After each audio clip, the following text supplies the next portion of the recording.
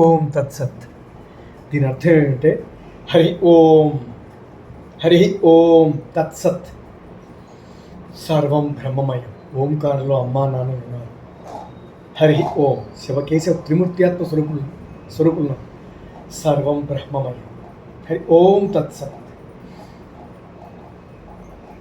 కృతయుగే అనంతస్వరూపాయ నమో నమః. త్రేతాయుగే లక్ష్మణ రూపాయ స్వరూపాయ నమో నమః. ద్వాపరయుగే బలరామ స్వరూపాయ నమో నమః. కలియుగే రామానుజ స్వరూపాయ నమో నమః. జై రామానుజ రామానుజ.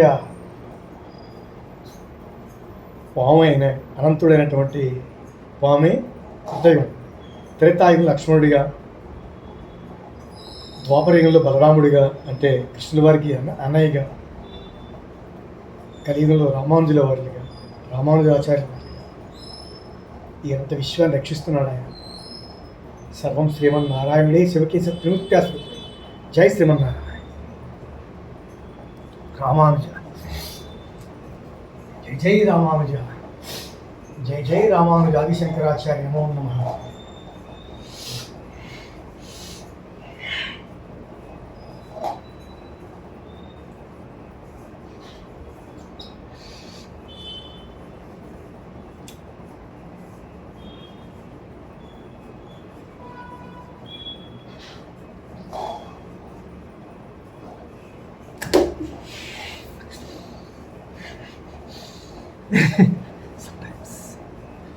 కానీ ఒకటి, ఎప్పుడైతే మనం దీని మీద పడ్డామో మేజర్ ఎఫెక్ట్ వస్తుంది.